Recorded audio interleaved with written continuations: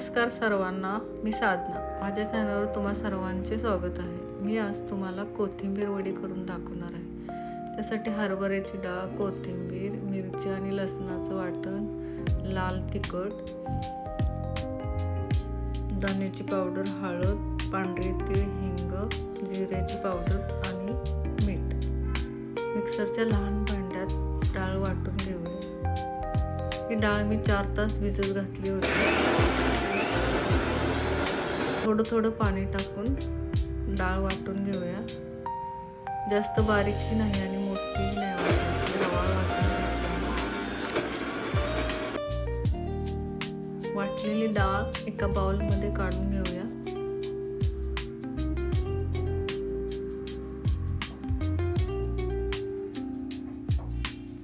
आणि लागल तशी कोथिंबीर मिक्स करूया.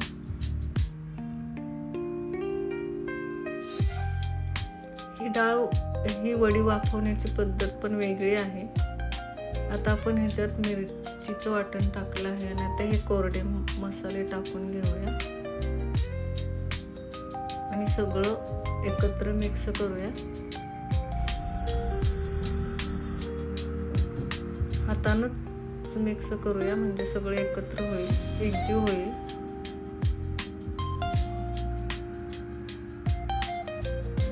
ही वडी स्टीम करण्याची पद्धत पण खूप वेगळी आहे. अशी स्टीम केलेली वडी खूप छान लागते, चवदार लागते. आता एका ताटात न तेल लावता ही वडी थापून घेऊया. छान थापून घेऊया. किती जाड किंवा पातळ ठेवायचे हे तुमच्यावर आहे. तुम्हाला आवडेल ती जाडी ठेवू शकता.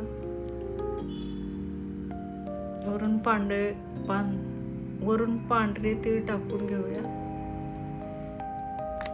आणि छान थापून घेऊया. मी एका पातेल्यात पाणी गॅसवर गरम करायला ठेवलं आहे. छान उकळी आली आहे पाण्याला. आता हे उलट करून ठेवूया ताट आणि त्यावर वजनदार काहीतरी ठेवून देऊया. असं केल्याने वाफ बाहेर जाणार नाही. 15 ते 20 मिनिटं उकळून घेऊया आणि आता काढून घेऊया. थंड झाल्यानंतर कापून घेऊया. मी इथं चौकोनी आकारावर कापून घेतली आहे. अशीच खायला पण छान लागते. मी इथं तळून घेणार आहे.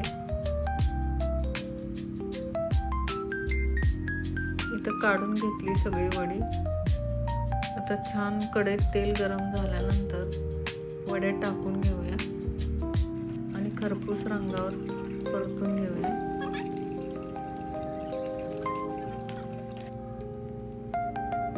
तळून झाल्यानंतर एका बाउलमध्ये काढून घेऊया. कशी वाटली कोथिंबीर वडी हे मला कमेंटमध्ये सांगा. आवडल्यास एक लाईक करा, फॉलो करा आणि सबस्क्राईब करा. धन्यवाद.